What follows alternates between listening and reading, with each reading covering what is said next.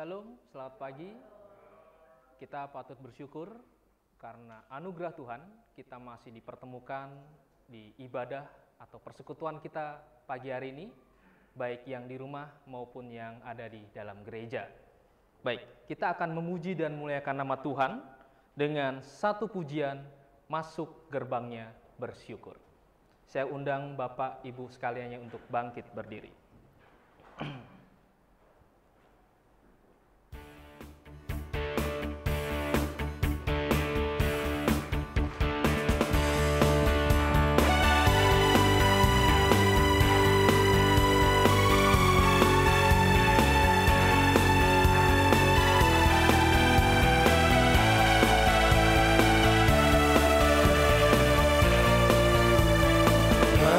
Gerbangnya bersyukur dengan penuh pujian, bersuka di hadiratnya, nyanyi besarkan agung namanya, puji dan tiuplah sangkakala, musik dan tarian, semua makhluk di bumi di surga dengan senang hati naikkan pujian.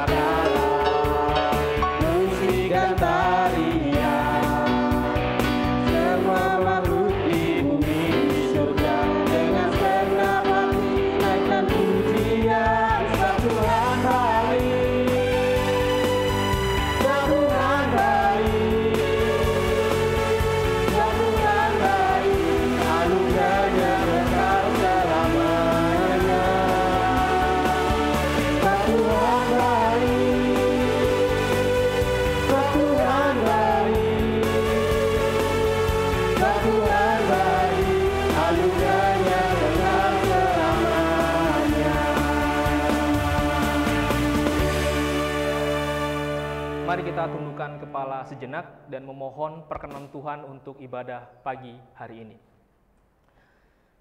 Bahwa sesungguhnya pertolongan dalam ibadah raya pada hari Minggu ini datangnya dari pihak Tuhan yang menjadikan langit dan bumi, yang tidak pernah meninggalkan ciptaan tangannya. Turunlah atas kita sekalian anugerah dan sejahtera dari Allah Bapa, Putra, dan Roh Kudus. Amin. Dipersilakan untuk duduk kembali. Kita akan membuka nats pembimbing kita yang terambil di dalam Matius.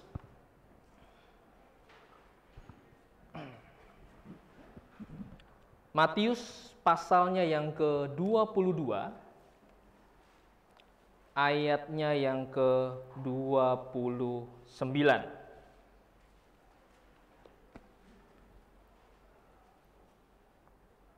Matius pasal 22 ayatnya yang ke-29. Saya akan membacakannya.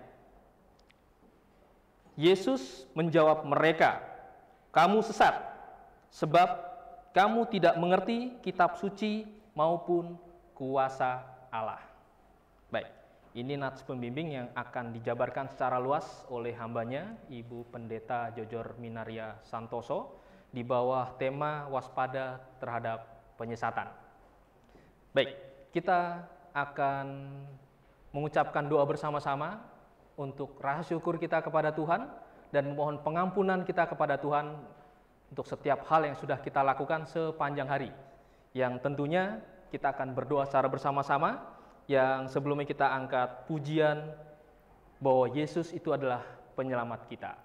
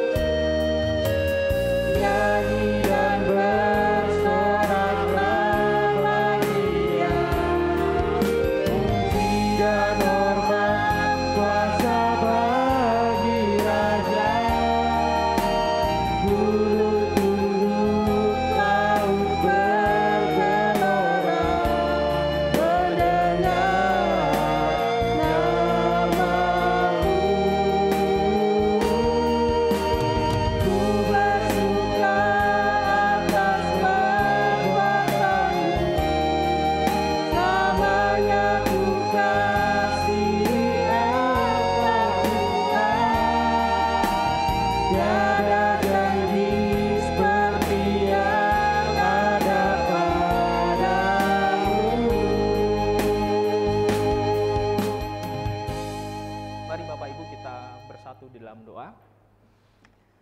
Bahwa benar Tuhan, Engkau adalah penyelamat kami. Engkau adalah jalan kebenaran kami. Engkaulah penuntun hidup kami ya Bapa. Di dalam setiap kehidupan kami, biarlah di dalam hati kami selalu ingat dan menaruh pengharapan kami ini hanya kepadamu ya Bapa. Kami bersyukur untuk semua kebaikan Tuhan. Suka dan duka yang kami jalani, biarlah itu dapat menjadi kekuatan dalam diri kami ketika kami selalu berserah dan menyandarkan hidup kami hanya kepadamu ya Tuhan. Kami juga menyadari kami sebagai manusia, kami juga terbatas, kami tidak sempurna. Mohon Tuhan pengampunan-Mu atas kami, agar setiap apa yang kami lakukan, pemikiran kami, tindakan kami yang cenderung melukai Engkau ya Tuhan, mohon ampunan-Mu atas kami ya Bapa. Dan kami datang kepadamu ya Bapa, biarlah menjadi satu kerinduan kami yang dalam kepadamu, agar Tuhan yang sedianya selalu ada dalam setiap kehidupan kami. Terima kasih Tuhan Yesus.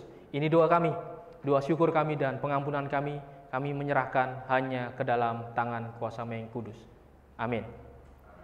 Baik, kita akan membaca kitab Mazmur yang terambil di Mazmur pasalnya yang ke-44.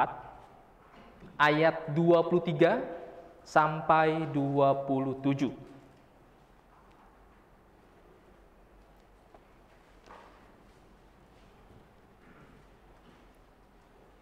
Saya akan membacakannya yang ganjil. Bapak Ibu yang di rumah dan yang di gereja membacakan yang genap. Di ayatnya yang ke-27 kita akan membacakannya bersama-sama. Baik.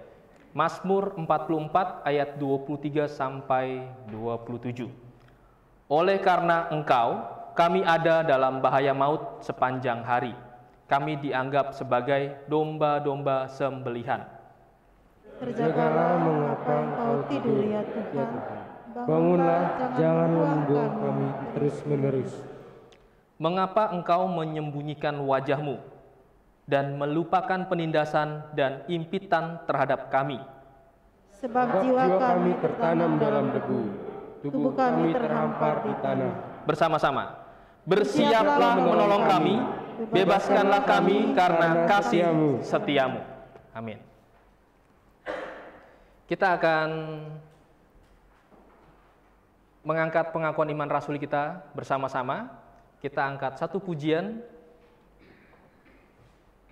hatiku bersyukur. Dengan pujian hatiku percaya.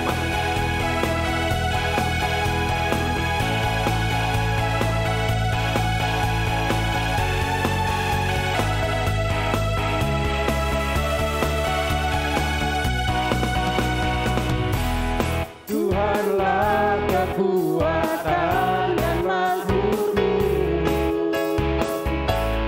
ya gunung batu dan keselamatanku. Hanya padamu hatiku percaya,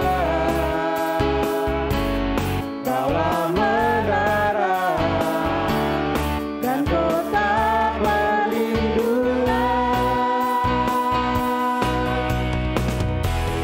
Ku mau selalu bersyukur, kau cintamu padaku takkan pernah berubah. Hatiku percaya, walau bumi bergoncang, gunung-gunung beranjak, namun kasih setiamu tak pergi dariku.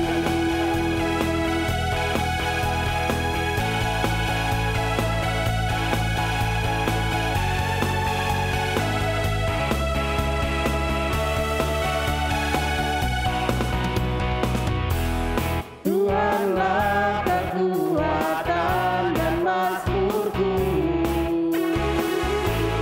Dia gunung batu dan keselamatanku. Hanya padamu hatiku percaya, Kaulah menara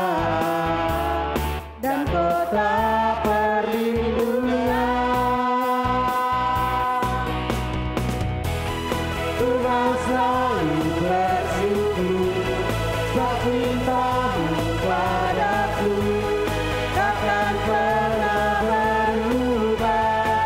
Hatiku percaya walau bumi bergoncang, gunung-gunung beranjak, namun kasih setiamu tak pergi dariku.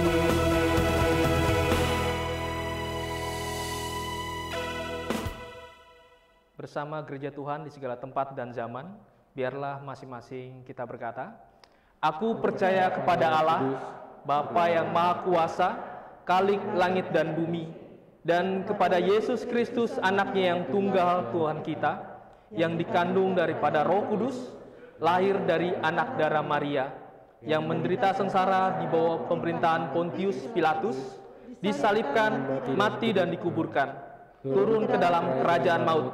Pada hari yang ketiga, bangkit pula dari antara orang mati, naik ke surga, duduk di sebelah kanan Allah, Bapa yang Maha Kuasa, dan akan datang dari sana untuk menghakimi orang yang hidup dan yang mati. Aku percaya kepada Roh Kudus, gereja yang kudus dan am, persekutuan orang-orang kudus, pengampunan dosa, kebangkitan tubuh, dan hidup yang kekal. Amin. Dipersilakan untuk duduk kembali. Saat ini kita berkesempatan untuk memberikan syukur kita kepada Tuhan melalui persembahan yang akan kita jalankan. Mohon untuk yang bertugas, dan kita mengangkat satu pujian, Tabur Waktu Pagi.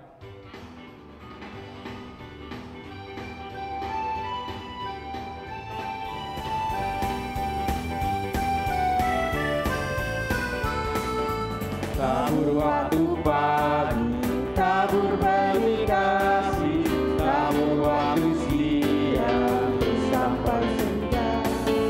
Nantikan tuanya pada musim panen, kita akan bersuka bawa berkatnya, masuk lumbungnya. Kita akan bersuka bawa berkatnya, masuk lumbungnya. Kita akan bersuka bawa berkatnya. Yang kedua,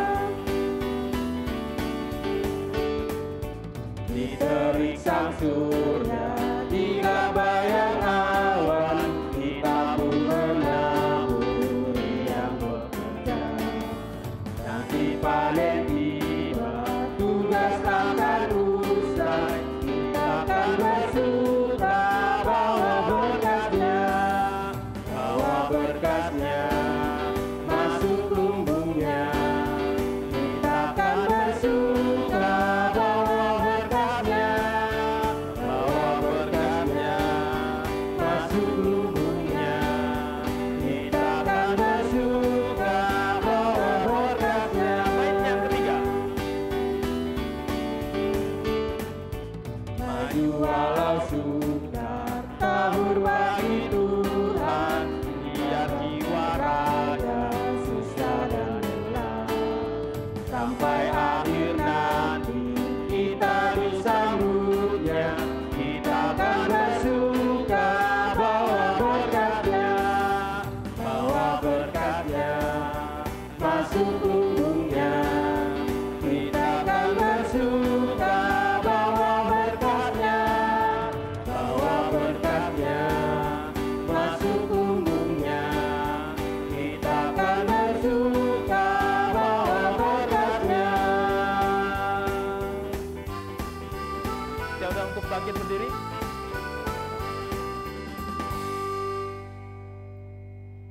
Mari kita satu dalam doa. Tuhan Allah kami, Yesus Kristus, Engkau yang begitu luar biasa dalam kehidupan kami. Puji dan syukur Tuhan Yesus karena pagi hari ini kami boleh dipersatukan kembali, dikumpulkan kembali untuk kami boleh masuk dalam ibadah raya kami. Tuhan Yesus, ini kami memberikan akan berkat yang sudah Engkau taburkan kepada kami.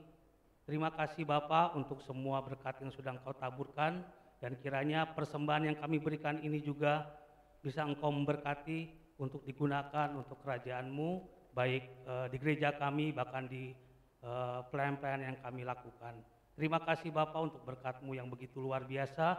Kami serahkan akan persembahan ini ke dalam tangan-Mu. Terpuji-pujilah nama Bapa Yesus Kristus yang sudah mengajarkan kami doa sempurna demikian.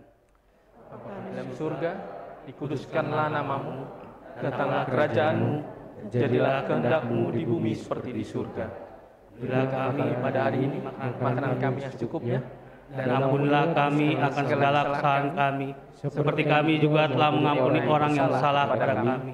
Dan janganlah membawa kami dalam percobaan, tetapi lepaskanlah kami daripada yang jahat. Karena Kau yang punya kerajaan, dan kuasa, dan kemuliaan sampai selama-lamanya. Amin. Terima kasih. Silakan untuk duduk kembali.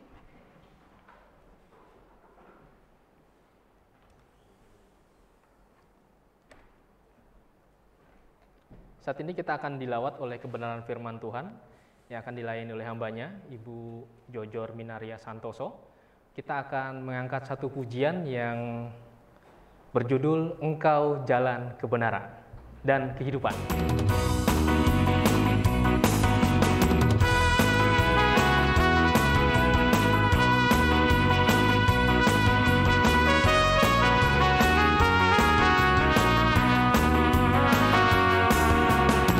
Jalan kebenaran dan jalan kehidupan, itu yang Yesus katakan. Aku percaya, amin. Di dalam namanya ada keselamatan kekal. Sekali lagi.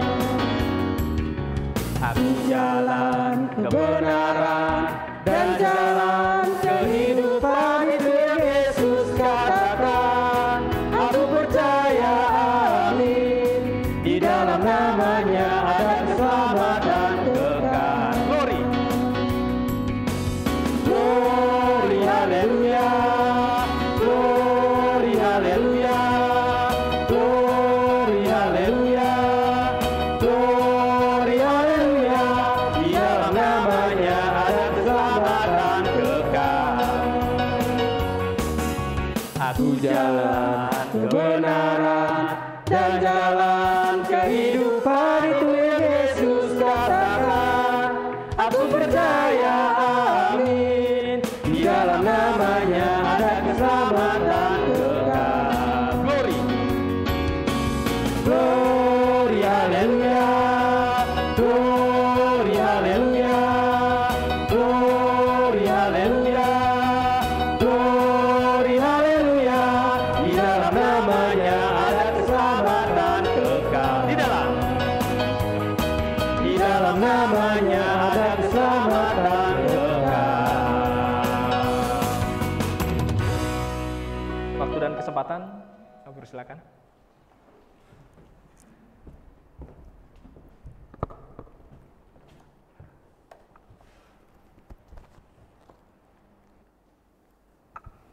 Kita berdoa.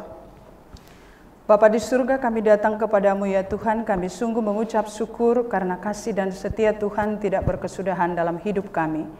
Terima kasih ya Bapa, kami sudah memuji-muji Tuhan, bersuka cita di dalam Tuhan. Dan kami sungguh merasakan lawatan Tuhan lewat pujian kami.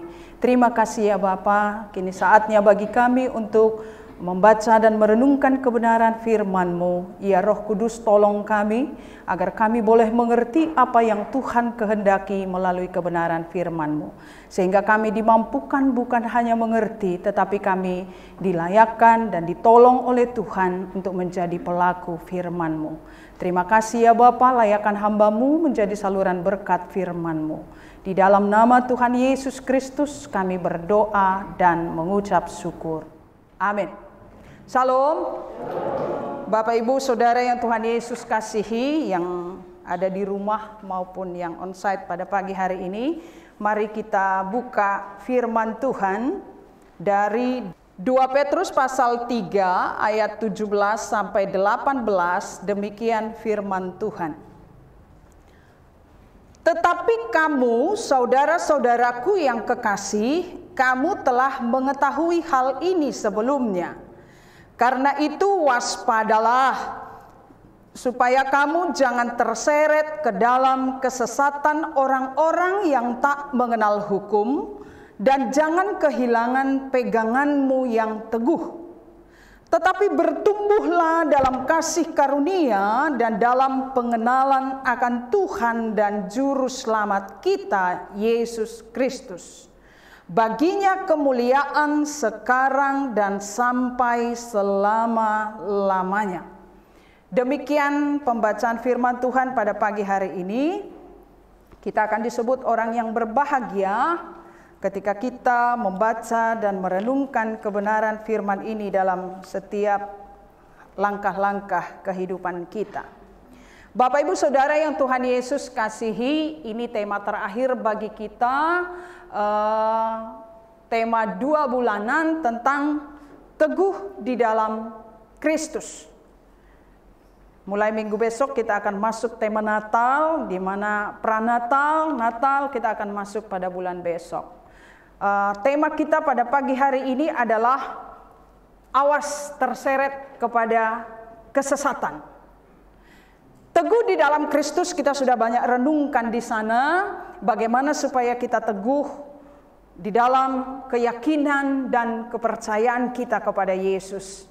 Dan pada tema terakhir ini kita diwanti-wanti, kita dinasehati supaya jangan sampai kita terseret kepada kesesatan.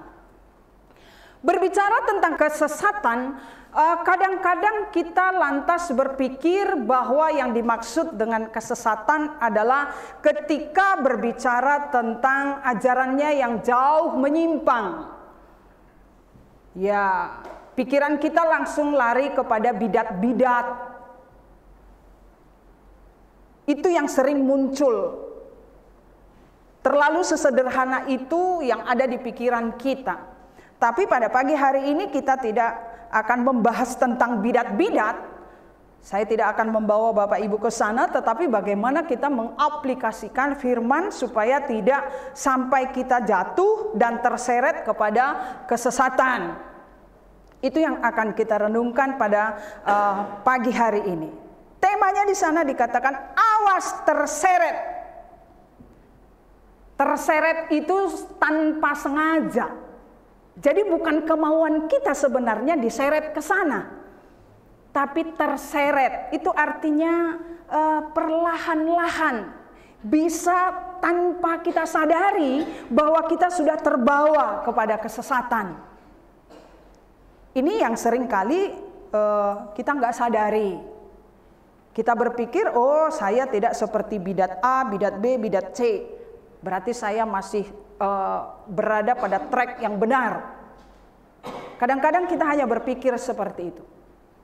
Padahal ketika diteliti lebih dalam, dilihat lagi lebih dalam, ternyata kita sudah terseret. Kita sudah ada di sana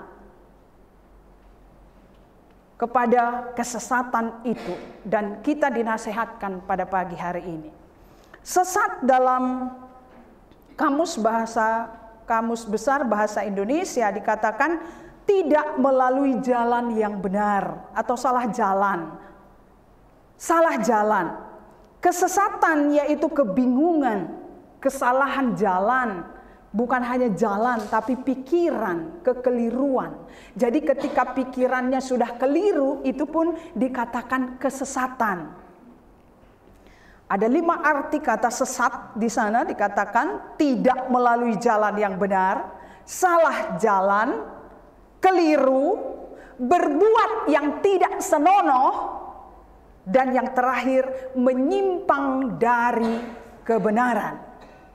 Menyimpang dari kebenaran. Dengan demikian, dari arti kata sesat dan kesesatan itu kita bisa pahami bahwa ketika kita menyimpang dari kebenaran, ketika kita menyimpang dari jalan yang benar, yang sudah ditentukan kepada kita mana yang harus kita lalui, itu berarti kita sudah sesat. Ya, ini yang sering kali tidak kita sadari. Apa standar yang dipakai untuk menilai bahwa kita sudah tersesat ketika kita menyimpang dari kebenaran firman Allah. Ketika kita menyimpang dari track yang Allah tentukan sesuai dengan firman Allah, di situ dikatakan sesuai arti kata tadi kita sudah sesat. Karena kita sudah mengikuti jalan lain, bukan lagi jalan yang Dia mau. Dari pembacaan kita pada pagi hari ini, kita melihat di sana bahwa dalam pasal 2, Rasul Petrus berbicara tentang nabi-nabi dan guru-guru palsu. Nabi-nabi dan guru-guru yang palsu, dia berbicara di sana di pasal yang kedua. Dan di pasal yang ketiga pun, dia masih berbicara tentang hari Tuhan. Bahkan di pasal 3 ayat 1 itu dia katakan demikian. Saudara-saudara yang kekasih, ini sudah surat yang kedua yang kutulis kepadamu. Di dalam kedua surat itu aku berusaha menghidupkan pengertian yang murni oleh peringatan-peringatan. Jadi kalau kita baca surat Rasul Petrus ini, bagaimana kita di pasal-pasal sebelumnya, bagaimana dia menuntun kita untuk hidup di dalam pengetahuan, pemahaman yang benar, pengenalan tentang Allah. Bahkan di pasal 1, dari 1 Petrus, Bapak Ibu tentu masih ingat beberapa waktu lalu tema kita ketika kita membahas tentang apa? Hendaklah kepada imanmu ditambahkan, pengenalanmu akan Tuhan ditambahkan, ada pengetahuan, ada kebajikan, ada penguasaan diri, ada macam-macam di sana. Itu kita sudah bahas tema beberapa bulan lalu. Dan pagi ini kita diingatkan kembali melalui surat Rasul Petrus ini. Pasal 3, dia ingatkan lagi tentang hari Tuhan, di mana ada banyak muncul pengejek-pengejek. Yang terutama harus kamu ketahui ialah bahwa pada hari-hari zaman akhir akan tampil pengejek-pengejek dengan ejekan-ejekannya, yaitu orang-orang yang hidup menuruti hawa nafsunya. Lepas dari hari Tuhan dulu, kita sedikit keluar dulu dari perikop itu. Bukankah sekarang kita sudah lihat ada banyak pengejek-pengejek? Kalau kita perhatikan sosial media, berseliweran ejekan-ejekan terhadap iman kita. Tapi bagaimana kita menyikapi itu? Apakah kita akan ke bawah? Ataukah kita akan bisa tetap teguh di dalam keyakinan kita? Kalau kita nggak siap menerima ejekan itu, ya kita akan terseret tentunya. Bahkan di dalam menanggapi tentang hari Tuhan, ejekan muncul. Katanya Tuhan datang, mau datang, cepat mau datang. Tapi kok nggak datang-datang?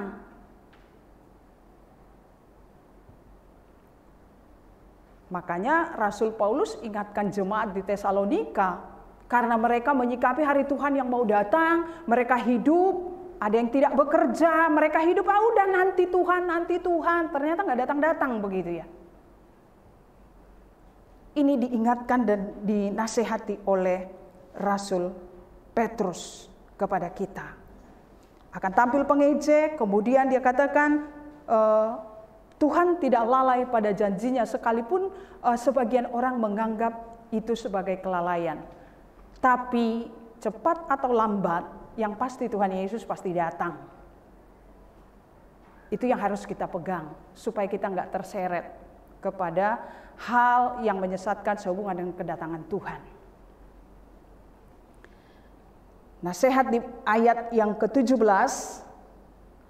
bagaimana supaya kita tidak sesat, tidak terseret kepada kesesatan itu, tidak bergeser dari nilai-nilai yang Allah inginkan dalam hidup kita, maka kepada kita dinasihatkan di sana.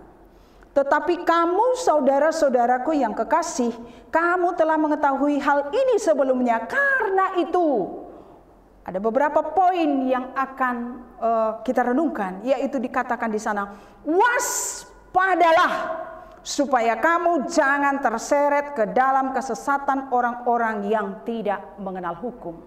Kata kunci di sana adalah waspadalah. Kalau kita baca di kitab Injil dan Perjanjian Baru khususnya, banyak kita akan menemukan kata-kata waspadalah. Bahkan itu nasihatnya Tuhan Yesus. Waspada, waspada, waspada. Banyak diingatkan di sana. Waspada terhadap nabi palsu yang menyamar seperti domba, ternyata serigala buas, seperti serigala yang buas. Waspada terhadap ragi orang Farisi dan Saduki. Ini menunjukkan kepada kemunafikan. Waspada terhadap segala berhala yang dapat menyesatkan. Kalau kita bisa jabarkan, berhala itu banyak sekali. Berhala itu tidak hanya berupa patung, pohon-pohon dan lain sebagainya. Tapi kalau kita mau merenungkan hidup kita, yang harus kita waspadai seringkali bahwa terjadi sudah banyak berhala dalam hidup kita. Kita diingatkan untuk waspada. Waspada terhadap segala ketamakan. Karena sekalipun berlimpah harta, hidup tidak akan tergantung kepada kekayaan. Kalau gitu apakah kita nggak boleh kaya? Boleh. Tapi waspada, jangan sampai jadi tamak. Jangan sampai hidupmu beralih dari jalur yang Allah inginkan bergantung kepada Dia, tetapi bergantung kepada harta. Itu pun kita sudah menjadi sesat. Dinasehatkan. Banyak kali, bahkan nasihat Yesus, nasihat nas pembimbing kita tadi dikatakan kamu sesat. Keras sekali, itu berbicara tentang konteks terhadap orang Saduki. Di mana orang Saduki nggak percaya pada kebangkitan. Dan Yesus katakan apa? Kamu sesat. Karena kamu tidak mengerti firman dan kitab suci dan kuasa Allah. Kepada kita dinasehatkan waspada supaya tidak terseret kepada kejahatan. Tadi saya katakan bahwa yang sesat itu bukan hanya berbicara tentang bidat, tetapi ada banyak hal yang tanpa kita sadari kita sudah menuju ke sana. Contohnya apa? Ketika seseorang baru meninggal, masih ada orang yang notabene anak Tuhan merasa dan tetap percaya pada apa yang disampaikan oleh nenek-nenek moyang. Sebelum 40 hari itu masih ada di sekitar kita. Jadi jangan kemana-mana. Sebelum 40 hari jangan pakai baju warna lain, apalagi baju warna merah. Nggak sopan, pamali gitu ya. Harus pakai baju hitam terus. Ada yang seperti itu. Karena takut ada sesuatu. Kalau pergi ke makam jangan lihat ke belakang kalau pulang. Bapak Ibu saya pernah tes itu waktu saya masih anak-anak. Katanya nggak boleh lihat ke belakang. Tapi ketika saya lihat ke belakang nggak ada apa-apa. Maksudnya apa gitu. Tanpa kita sadari itu terbawa. Hal-hal yang demikian terbawa dalam hidup kita. Yang itu mencemari iman kita. Saya tidak tahu tradisi yang sekarang berkembang seperti apa di kampung halaman saya. Waktu saya masih anak-anak, kalau kita ziarah ke makam opungnya saya, selalu saya disuruh apa? Cuci muka. Cuci muka untuk apa? Kan dari rumah sudah mandi gitu ya. Tapi waktu itu kita anak-anak kan nggak berani protes ya, ngikut aja gitu ya. Kita harus cuci muka. Takut terjadi sesuatu atau apa-apa. Tapi setelah saya merantau, saya mengerti firman Tuhan, saya pulang, ya saya pergi ke makam ibu saya nggak cuci muka, saya bawa air, saya buatin nyiram kembang yang ada ditanam di sana saja. Gitu. Seolah-olah memperlakukan yang sudah meninggal itu masih ada di situ. Padahal jelas-jelas firman Tuhan katakan dia nggak ada di situ. Tubuhnya udah jadi debu kok. Begitu. Tapi banyak orang ketakutan, Bapak Ibu. Banyak orang ketakutan. Ketika anak lahir, hari-hari harus diperlakukan bagaimana? Ya memang sih macam-macam tradisi ya. Tapi bagaimana kalau hal yang tidak pas dengan firman Tuhan, kenapa kita harus ikuti begitu?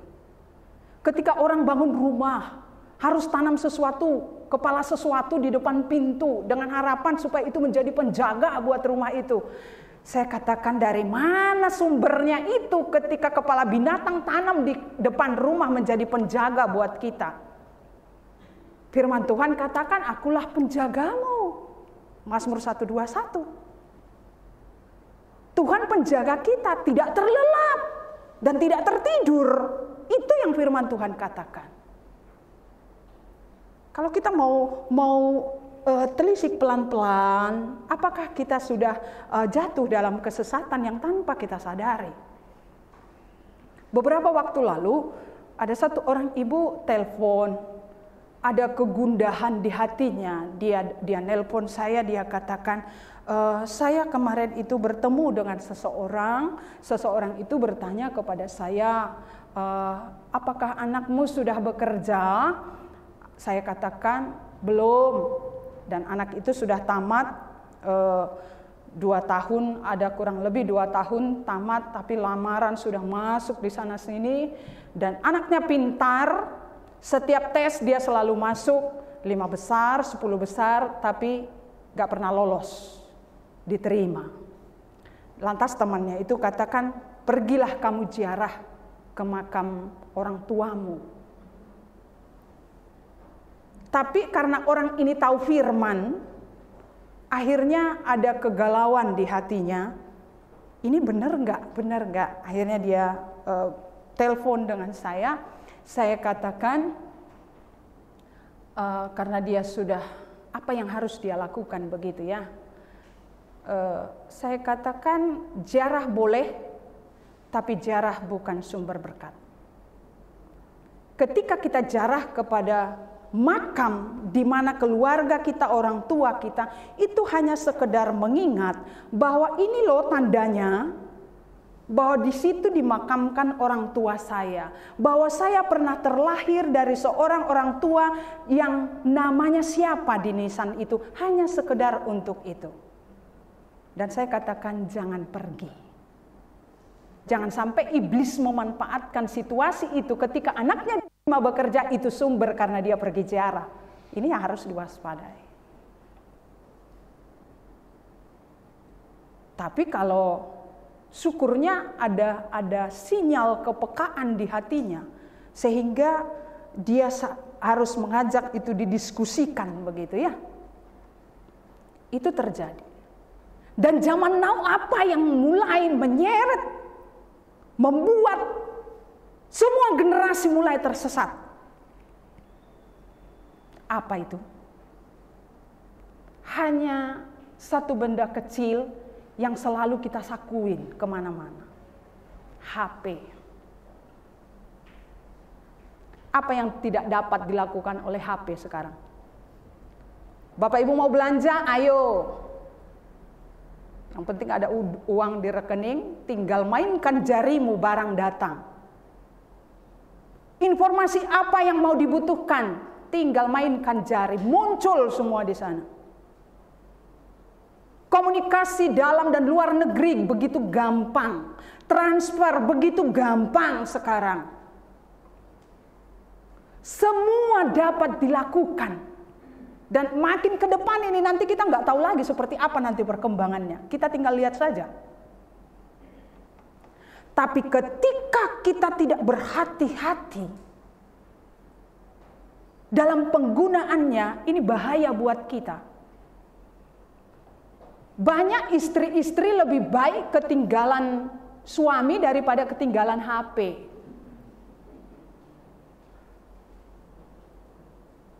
Anak-anak lebih menyukai ketika dia pulang ke rumah tidak menemukan orang tuanya di rumah, nggak masalah. Tapi jangan sampai nggak lihat HP-nya nggak ada di situ. Tergantung kita mau pakai bagaimana nih. Kita mau menggunakannya untuk mempertumbuhkan dan meneguhkan iman kita, buka firman Tuhan di sana. Ketika ibadah, minggu lalu Gembala Sidang sudah singgung sedikit. ketika ibadah, ketika dengar firman. Firman disampaikan bukan dengar firman, cecetan, balas WhatsApp.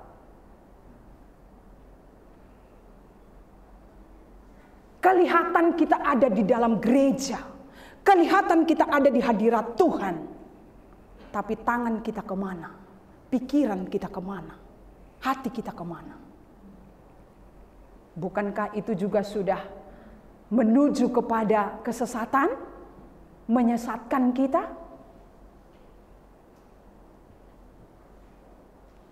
Ada banyak pergeseran nilai sekarang. Beberapa waktu lalu saya ke satu warung. Di warung itu seorang ibu katakan begini, "Ibu, kita dulu ya sama orang tua kok takut sekali. Zaman kita ya Bu, hampir separuh abad umurnya ya, sama seperti saya. Kita dipelototin aja takut ya Bu. Jangan sampai orang tua kita mengeluarkan suara. Tapi generasi sekarang kok aneh ya Bu. Lebih galak anaknya dari orang tuanya." Dia katakan demikian. Pengaruh dari mana? Pengaruh dari hal-hal yang tanpa disadari sudah menyesatkan, menyeret nilai kehidupan, etika. HP sekarang sudah menggantikan karakter. Karakter yang baik banyak jadi rusak. Karena banyak anak-anak lebih mencintai HP-nya dari mencintai orang tuanya. Ketika HP berdering, lari cepat. Tapi ketika orang tua teriak, sebutkan namanya, memanggil namanya, pura-pura gak dengar.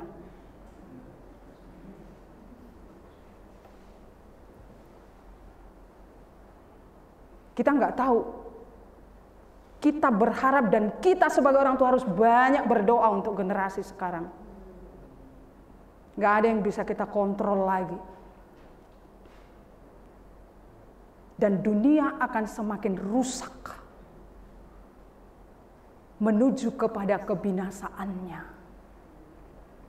Ini yang harus kita waspadai. Ada banyak anak-anak yang berontak terhadap orang tua, seenaknya berbicara kepada orang tua, mengata-ngatai orang tua. Dengan dalih apa? Persamaan hak asasi manusia. Mau disejajarkan dengan orang tua. Ini berat, tantangan generasi ke depan sungguh sangat berat, Bapak Ibu. Kalau nilai-nilai kekristenan gak lagi tertanam di hati anak-anak, sekarang ini bagaimana? Banyak anak-anak yang sudah menghasilkan ketika bisa memberikan sesuatu kepada orang tua, lantas merasa, oh saya memberi sesuatu kepadamu, aku berhak dong bentak-bentak. Ada anak yang seperti itu. Hati-hati. Berat tantangan buat kita sekarang. Oleh karena itu dikatakan apa? Waspada. Yang tanpa kita sadari kita terbawa pelan-pelan ke sana. Digiring pelan-pelan. Nggak mencolok Bapak Ibu. Kalau mencolok kan kontras langsung kelihatan begitu. Ini nggak, pelan-pelan. Saya kapan hari lihat di TikTok itu ya, aneh. Seorang suami istri sudah di tempat tidur, si suami lagi nelpon. Dia di balik istrinya, dia belai kepala istrinya, dia katakan, "Iya sayang, tidur ya sayang, selamat malam." Tapi ternyata dia sedang baku telepon dengan selingkuhan. Gak sadar toh? Itu sudah mulai digeser. Istrinya berpikir, wah suamiku manis banget gitu ya, dia di baliknya begini. Romantis banget suamiku gitu. Ternyata ketika dia berbicara, saya bukan kepada istrinya ketika kepala istrinya dibelai, tapi kata sayang untuk yang lain. Lewat apa? Lewat HP. Dulu nggak ada HP, nggak seperti itu toh. Ketika hanya telepon rumah, boro-boro dia bisa seperti itu. Pelan-pelan. Tapi pasti kita akan terseret, kita akan terjebak kalau kita tidak waspada. Yang kedua, apa nasihat yang diberikan kepada kita? Jangan kehilangan peganganmu yang teguh. Jangan kehilangan. Jangan sampai hilang dan jangan beranjak, jangan bergeser. Khotbah minggu lalu berbicara tentang ketaatan yang setia. Jadi bagaimana supaya kita tidak sampai kehilangan pegangan iman percaya kita itu, yaitu kita harus taat, dan taatnya nggak bolong-bolong, tetapi taat dengan kesetiaan.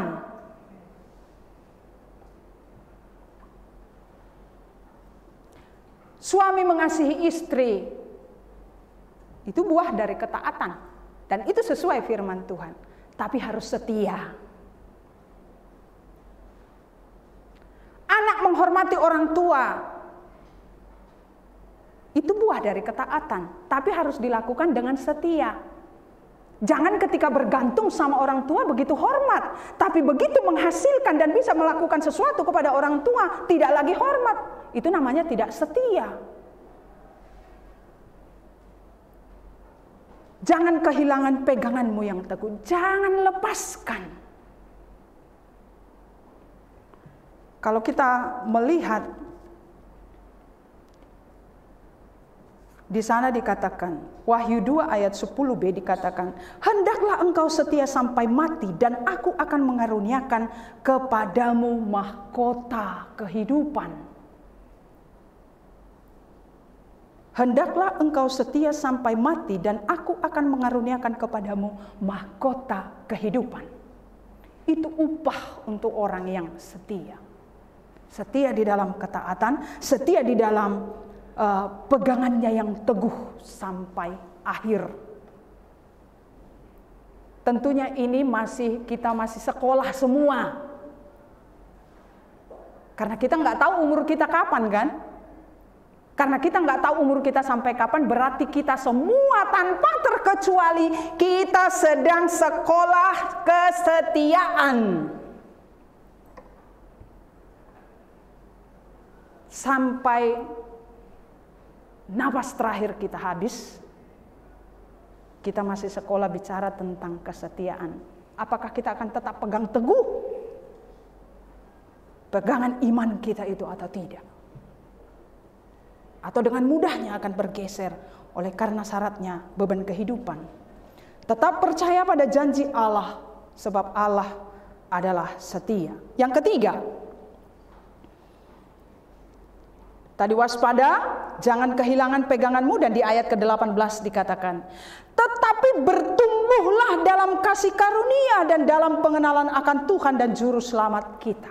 Bertumbuhlah dalam kasih karunia. Mengapa dia katakan bertumbuhlah dalam kasih karunia dan pengenalan akan Tuhan dan Juru Selamat kita? Artinya kita harus bertumbuh di dalam pengenalan akan karya yang Allah kerjakan yang untuk menyelamatkan kita, dan itu semua karena kasih karunia. Artinya seperti ini. Kalau kita bertumbuh di dalam kasih karunia, kita akan semakin menyadari kegagalan-kegagalan kita di dalam kita berjuang melakukan kebenaran firman Allah. Wah, hari ini saya gagal melakukan firman. Kesabaran saya hilang lenyap. Sadar. Bertumbuh dalam kasih karunia artinya apa? Kita ini semakin sadar siapa diri kita di hadapan Tuhan. Kalau kita ada ini semua karena kasih karunia, kalau kita diselamatkan itu karena kasih karunia di dalam Yesus, dan itu akan membuat kita untuk semakin sadar dosa-dosa kita. Itu artinya bertumbuh di dalam kasih karunia. Jadi akan cerminkan ketika kita berdosa, kita akan langsung bercermin kepada karya agung yang Yesus kerjakan. Dan itu akan membuat kita diubahkan Karena kita mau bertumbuh, oh Tuhan, aku sudah salah. Tolong aku dengan roh-Mu supaya aku dimampukan untuk tidak lagi melakukan. Itu bertumbuh. Ya kalau nggak bertumbuh, dia akan kerdil terus bagaimana? Sementara hal-hal yang dapat menyesatkan kita akan terus bertumbuh dengan luar biasa. Kalau ini tidak diimbangi dengan bertumbuhnya kita di dalam kasih karunia Tuhan, akan sulit. Kita yang akan gampang terseret seperti di bawah banjir bandang. Akan langsung kita tenggelam dan lenyap. Ini perjuangan kita memang berat, Bapak Ibu. Kita juga harus berjuang untuk penghidupan kita hari lepas hari. Kita juga harus berjuang di dalam iman kita. Karena memang itulah kondisinya sekarang. Bertumbuhlah di dalam kasih karunia. Ada Efesus pasal 2 ayat 8 sampai 9 di sana dikatakan untuk tetap mengingatkan dan menyadarkan kita akan kasih karunia Tuhan. Di sana dikatakan demikian. Sebab karena kasih karunia kamu diselamatkan oleh iman, itu bukan hasil usahamu, tetapi pemberian Allah. Ayat 9, itu bukan hasil pekerjaanmu, jangan ada orang yang memegahkan diri. Semua karena kasih karunia. Kalau kita bisa bekerja karena kasih karunia, kita bisa memiliki sesuatu karena kasih karunia, kita bisa hidup itu karena kasih karunia. Kalau kita cakap menanggung segala penderitaan yang Tuhan izinkan hadir dalam hidup kita, itu pun karena kasih karunia. Jadi bertumbuhlah di dalam kasih karunia. Itu nasihat yang ketiga kepada kita. Dan ada beberapa ciri kalau kita bertumbuh di dalam kasih karunia yang dapat kita nilai. Siapapun kita, mari kita bercermin kepada ciri-ciri orang yang bertumbuh dalam kasih karunia. Ya, saya merasa ditampar juga melalui ciri-ciri ini, Bapak Ibu.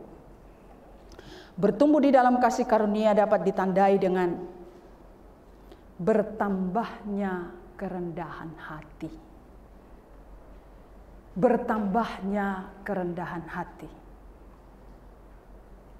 Semakin dia kaya, dia semakin rendah hati. Semakin dia pintar, semakin rendah hati. Semakin dia punya segalanya, semakin rendah hati. Ya sangat masuk akal dan dilogikakan pun akan benar. Karena dia merasa apa? Semua karena kasih karunia. Aku bisa pintar karena kasih karunia, aku bisa punya segalanya karena kasih karunia.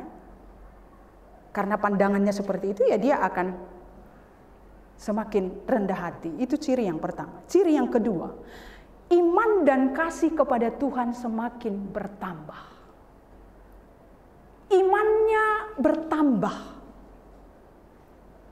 Lewat apapun yang dia hadapi, lewat suka duka. Imannya bertambah. Gak masuk akal dong Bu, lewat penderitaan kok iman bertambah. Sepertinya tidak masuk akal. Tapi ketika orang bertumbuh di dalam kasih karunia, meskipun itu ada penderitaan yang dia hadapi, dia akan menanggapi itu sebagai wujud kasih Allah kepada dirinya. Untuk apa? Membawa dia kembali ke track yang benar. Tuhanlah yang mengenal kita. Tuhanlah yang tahu siapa kita. Mungkin menurut kita sudah ada di track yang benar, tapi Tuhan bilang enggak. Dan aku harus memproses kau dengan penderitaan ini untuk kau bawa kembali. Tapi kalau orang yang mau bertumbuh dalam kasih karunia, dia akan terima itu. Saya hanya mau taat saja, dia akan berkata demikian. Ciri yang ketiga, bertambah dalam kekudusan kehidupan. Dalam percakapan maupun tingkah laku. Menjaga kekudusan. Ada banyak orang Bapak Ibu, saudara sekalian, ketika begitu marah terhadap sesamanya, dengan lantang dan gampang untuk menyebutkan anggota ranggungan. Ada orang seperti itu. Dengan mudahnya begitu ya. Kalau kita katakan kamu seperti ini, wah, Tuhan susah-susah loh menciptakan dan menenun orang itu di dalam rahim ibunya. Tapi sementara kita seenaknya untuk mengata-ngatain dia dengan yang ada di Ragunan sana. Betapa miris dan sedihnya hati Tuhan. Gak usah gitu dah. Kita sebagai orang tua, ketika ada orang mengata-ngatai anak kita dengan sebutan binatang, Bapak Ibu sakit hati enggak? Bapak Ibu tersinggung? Kalau saya tersinggung, karena ketika dikatakan anak saya seperti binatang A, itu berarti binatang A enggak mungkin lahir dari manusia. Binatang A berarti lahir dari binatang A. Itu kan? Dengan kata lain, orang itu juga sedang mengatakan kita seperti itu. Tapi orang yang bertumbuh dalam kasih karunia, dia akan berusaha menjaga kekudusan mulutnya.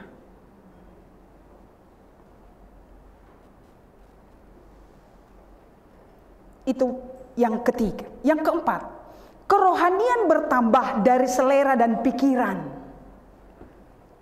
Saya ketika mendapatkan ini, luar biasa saya diberkati.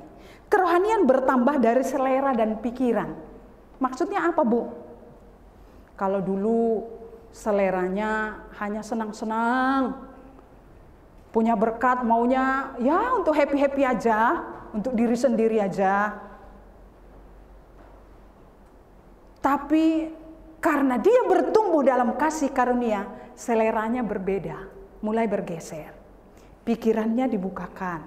Yang tadinya nggak mau lihat orang lain, sekarang mulai pikirannya dibukakan, lihat orang lain. Yang tadinya seleranya begitu tinggi, tetapi karena dia bertumbuh dalam kasih karunia, dia melihat ke bawah. Akhirnya seleranya yang tinggi itu dia turunkan dengan pandangan apa? Bagaimana untuk melihat yang di bawah ini. Tapi kalau orang yang tidak bertumbuh dalam kasih karunia, dia akan katakan bodoh amat. Ini kan hasil kerja keras saya. Ya wajar saya nikmati apa yang saya dapat. Dia akan menutup rapat-rapat mata dan telinga dan tangannya. Ciri yang berikutnya. Jadi dalam pikirannya itu tadi, masih ciri keempat, dalam pikirannya dirubah. Yang tadinya sibuk terus memikirkan dunia ini. Bagaimana untuk punya ini, bagaimana untuk punya ini, bagaimana untuk bisa menikmati ini dan lain sebagainya. Tapi karena dia bertumbuh dalam kasih karunia, dia akan ingat firman Tuhan. Pikirkanlah perkara yang di atas, bukan yang di bumi ini. Karena pada akhirnya ketika kita mati, kita nggak bawa apa-apa. Paling mahal baju kita seberapa sih? Mau berapa juta pakaian yang kita pakai ketika kita meninggal? Mau seberapa mahal harga peti yang kita mau bawa?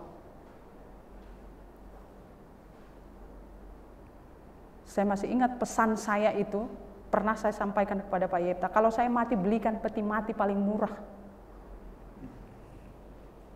Kalau kita lihat di rumah duka, aduh, peti mati sampai 150 juta Bapak Ibu, aduh, saya katakan sayang sekali. Pada akhirnya itu akan membusuk. Apa sih yang kita mau bawa gitu loh. Dan yang terakhir, ciri orang yang bertumbuh dalam kasih karunia adalah, tadi sudah disinggung, karena dasarnya perubahan selera dan pikiran, dia akan bertambah-tambah di dalam kasih dan kemurahan hati. Bahkan dalam kehidupannya dia akan bertambah semangat melakukan sesuatu bagi pekerjaan Tuhan maupun bagi sesama.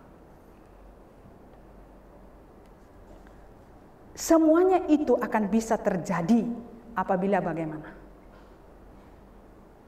Bertumbuh dalam kasih karunia dengan ciri-ciri tadi itu akan dapat tercapai ketika kapan? Ketika respon terhadap firman itu baik. Kalau dalam Matius 13 ayat 1 sampai 23 ada perumpamaan di sana tentang seorang penabur yang menaburkan benih. Ada benih yang jatuh di pinggir jalan, ketika jatuh di pinggir jalan, belum sempat apa-apa, datang burung, diambillah itu benih.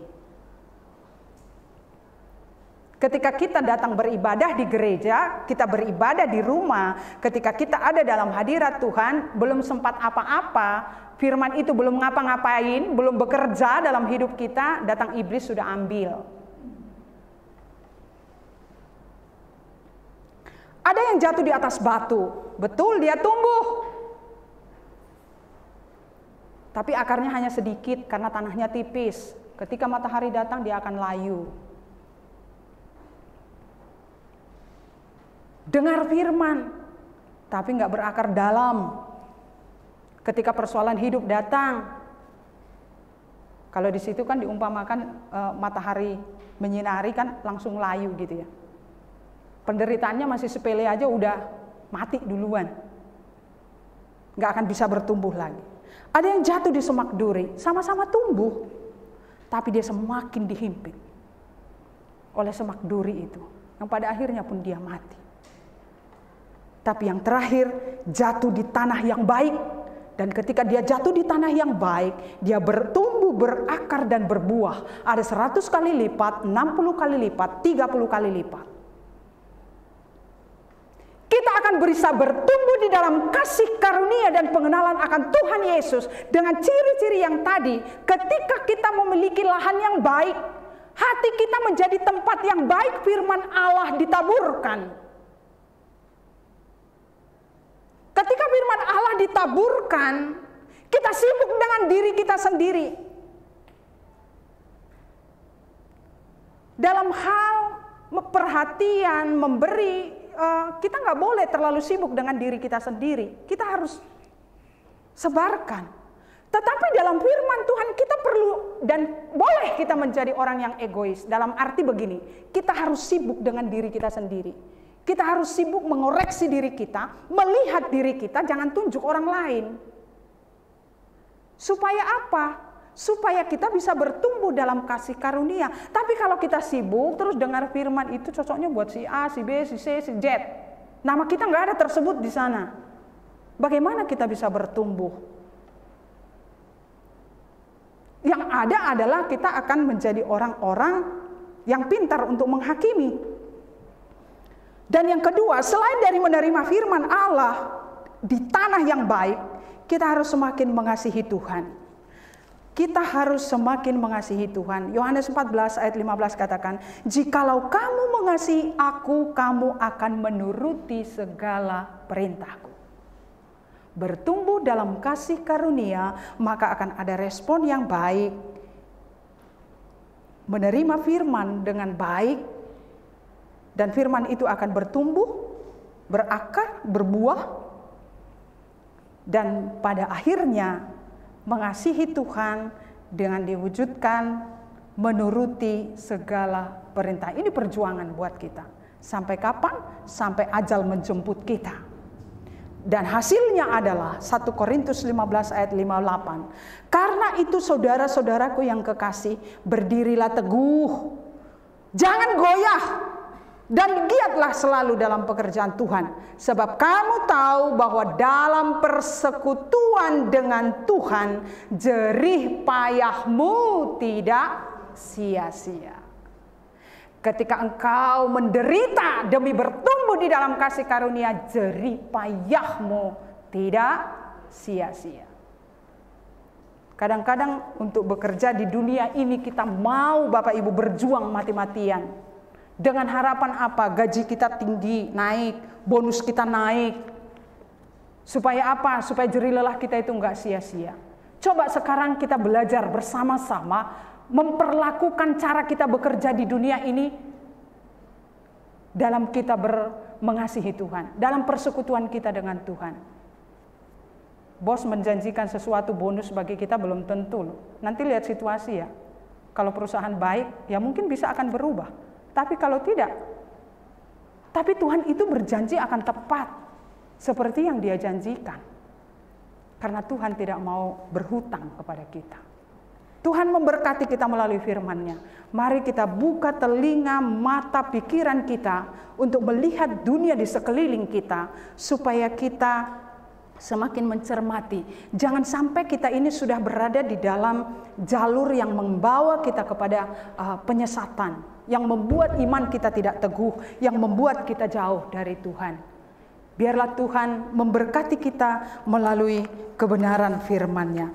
Kita minta bimbingan Tuhan oleh pertolongan Roh-Nya untuk menolong kita di dalam kita menjalani hari-hari kehidupan kita. Kita nyanyikan pujian, Bimbinglah Daku.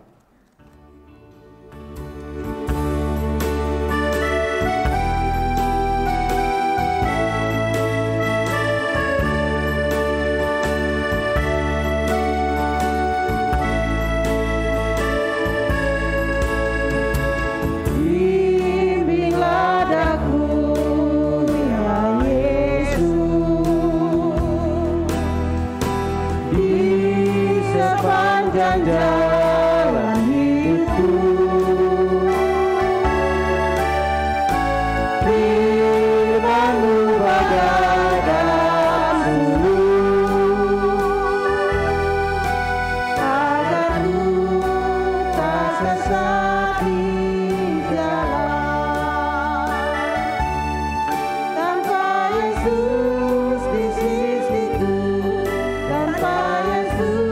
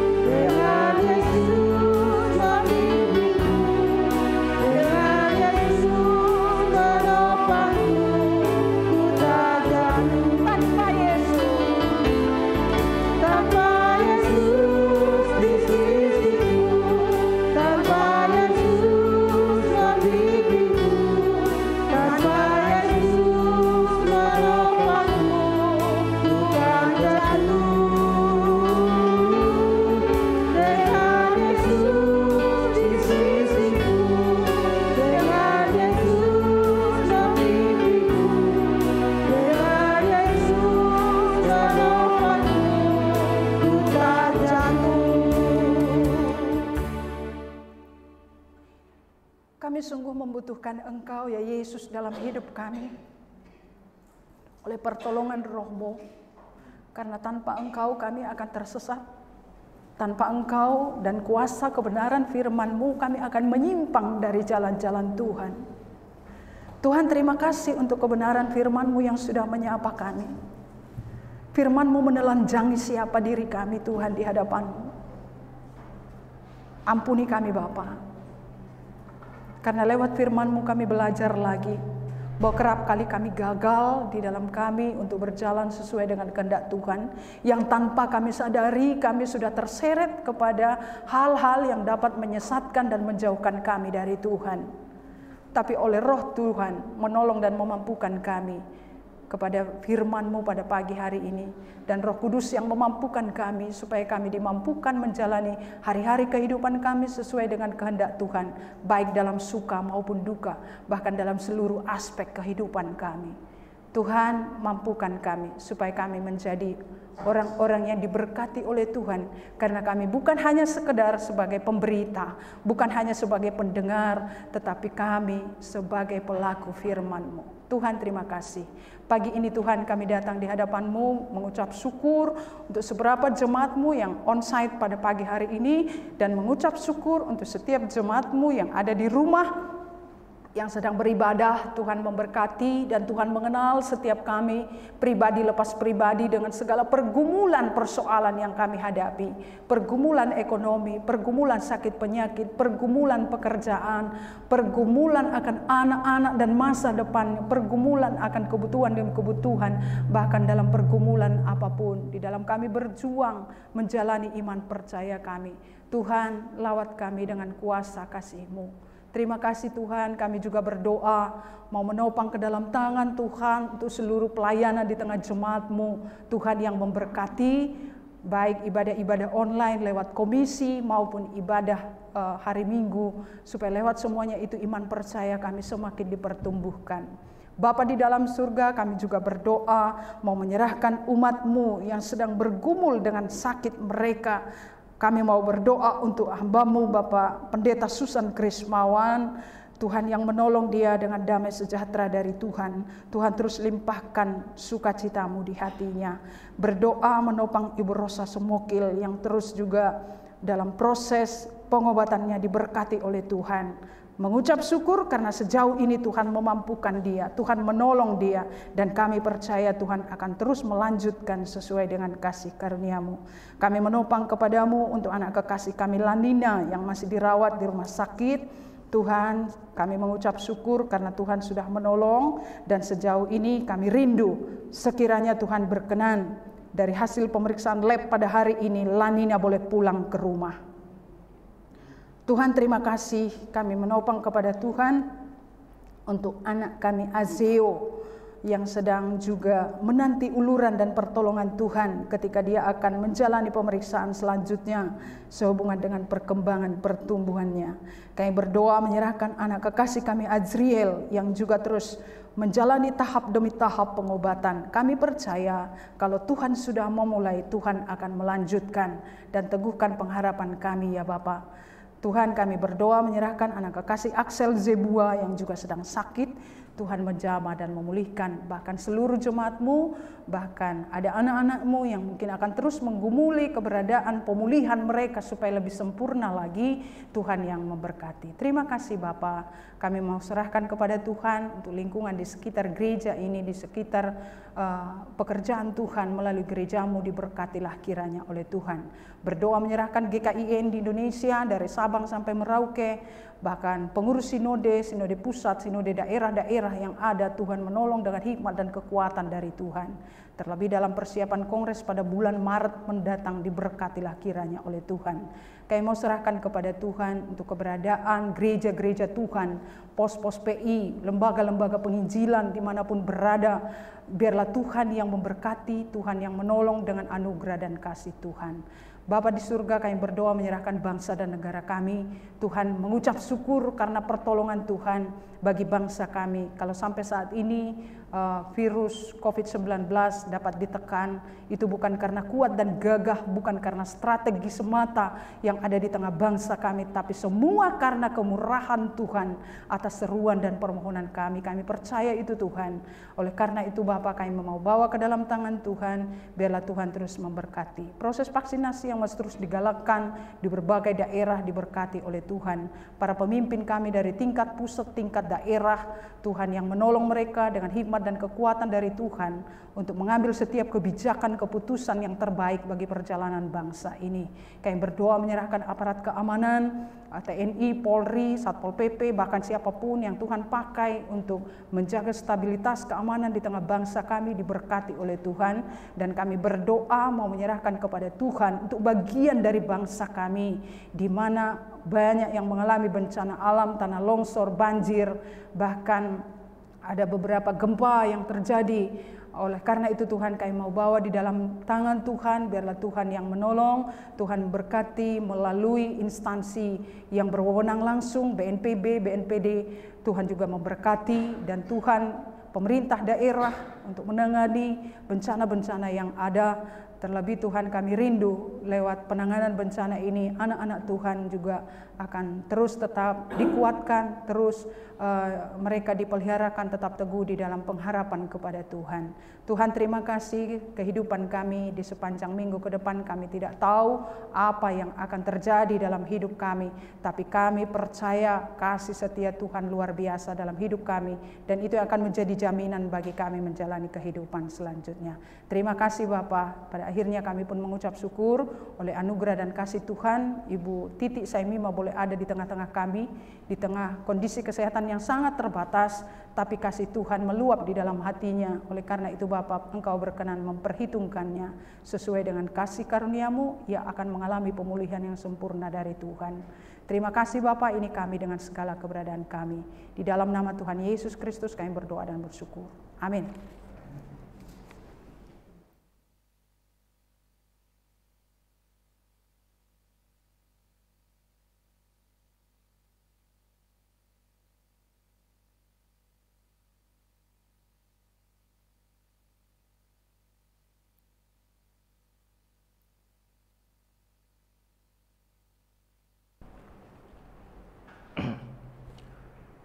Milikilah hati yang baik, agar firman Tuhan bertumbuh di dalam hati kita. Kita akan dilawat oleh doa berkat yang akan dilayani oleh hambanya. Kita akan mengangkat satu pujian yang mengatakan bahwa Yesus adalah kebenaran.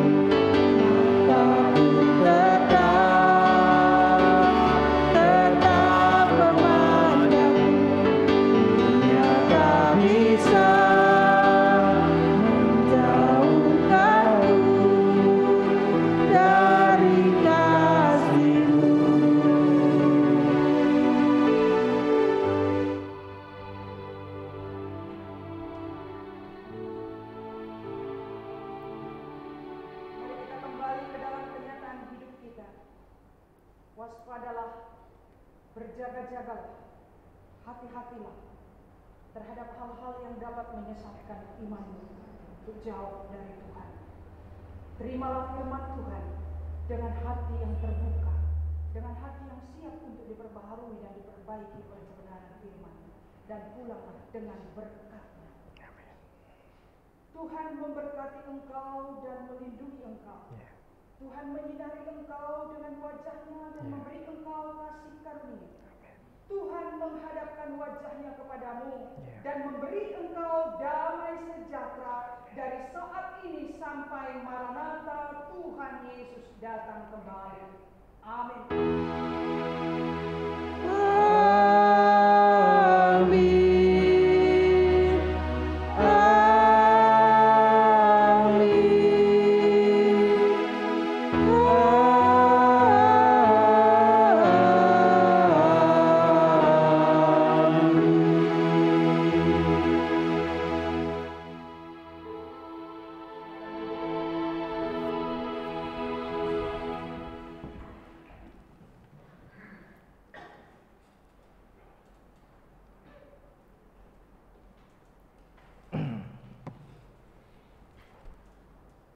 Mohon waktunya sejenak karena akan ada warta pengumuman yang akan saya bacakan.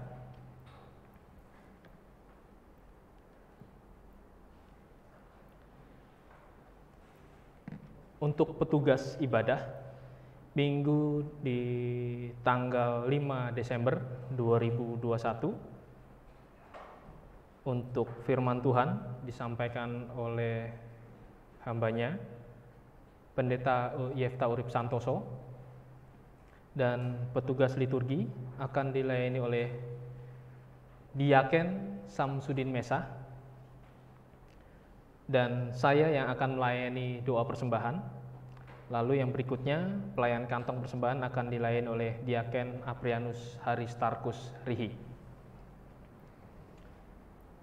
Lalu yang berikutnya,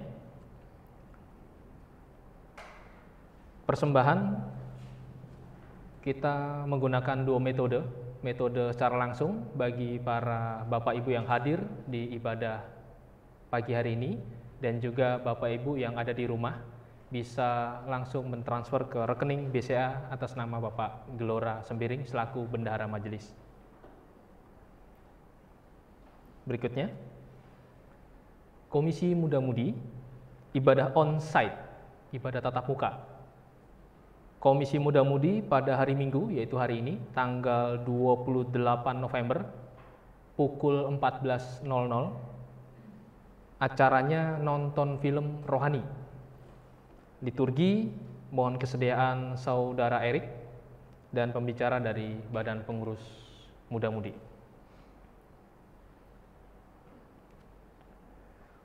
Komisi Wanita, berkenaan dengan program dari tim misi akan melayani di ibadah Komisi Wanita secara online yang akan diadakan di tanggal 30 November, hari Selasa, pukul 18.00. Yang akan melayani ialah tim misi, sebagai liturgi ialah Bapak Suhardo Alexander Aritonang, pembicara Bapak Pendeta Yefta Urip Santoso.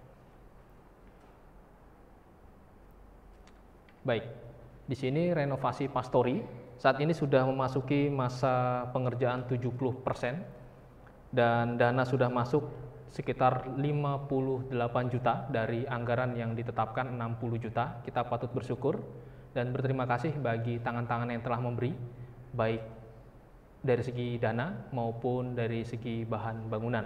Dan kita akan melihat secara sekilas.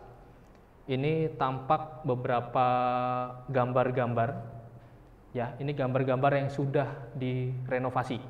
Jadi sebelumnya tidak ada tampilan-tampilan yang seperti ini, ya. Nanti untuk gambar lebih detailnya kita akan share ke grup masing-masing WA supaya Bapak dan Ibu bisa menyaksikannya secara detail. Terima kasih. Mewakili dari Majelis Bidang Diakonia, sehubungan dengan kepesertaan Bapak, Ibu, Saudara, dan Saudari, kami mohon untuk dapat melunasi iuran tahun 2022 yang akan dibayarkan paling lambat pada medio Januari 2022, dan deadline-nya ialah tanggal 15 Januari 2022.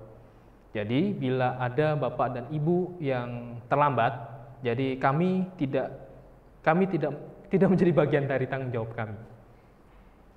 Untuk metode pembayaran bisa langsung ke rekening Mandiri Bapak Eli Abraham Morotican yang tercantum di slide, atau nanti bisa kita sosialisasikan informasi tersebut ke masing-masing Bapak dan Ibu melalui pesan WhatsApp. Baik, pesan dari tim misi. Kami majelis mengucap syukur untuk Bapak Ibu yang masih berkomitmen membantu untuk pos PI yang saat ini kami bantu. Jadi saat ini ada di pos PI Renginsari, dan yang kemudian kita akan bantu di pos PI yang ada di Medan. Jadi kita patut mensyukuri gereja kita bisa menjadi berkat, dan banyak gereja mengikuti apa yang menjadi langkah-langkah kita. Jadi kita akan tetap terus menjadi berkat bagi gereja-gereja yang saat ini membutuhkan uluran tangan kasih kami. Bila Bapak Ibu rindu ingin memberikan sedikit berkatnya, bisa langsung ditransfer ke rekening Bapak Gelora Sembiring, ke rekening BCA selaku bendahara majelis. Dan jangan lupa untuk memberikan informasi mengenai dana yang ditransfer langsung ke WhatsApp-nya Bapak Sembiring. Terima kasih. Doa Fajar online setiap hari Sabtu pukul 5 pagi kami tetap terus jalani hingga sampai saat ini, dan kami bersyukur sudah banyak kegerakan-kegerakan hati dari Bapak Ibu Jemaat yang sudah mulai mengikuti. Dan kami juga mengundang untuk semua Bapak Ibu yang ingin terlibat, yang ingin juga berdoa bersama-sama dengan kami di Doa Fajar online setiap hari Sabtu jam 5 pagi. Untuk informasi, untuk linknya pasti kami akan sosialisasikan di masing-masing pesan WhatsApp group. Jadi kami mengundang secara terbuka bagi Bapak Ibu yang mau bersama-sama mengangkat doa bersama dengan kami. Berikutnya ini ialah undangan secara khusus kepada seluruh jemaat GKN Betania, perayaan acara adat atau resepsi Bapak Hardi Budiman Manalu dan Ibu Gladys Gultom.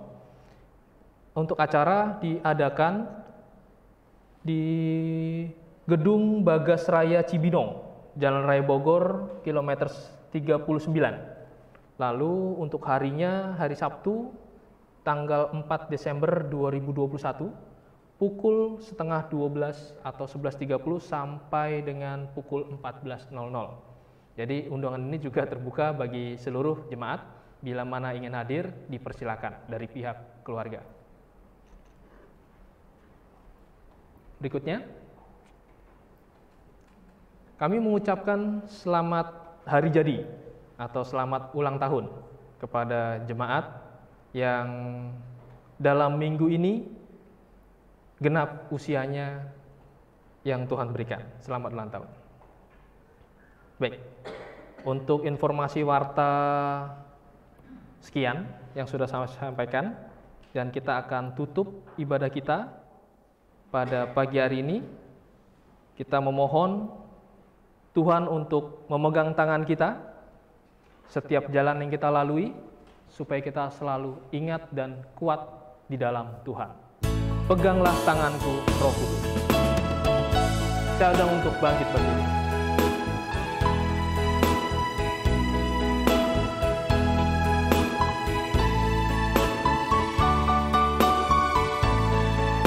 Peganglah tanganku, Roh Kudus, setiap hari.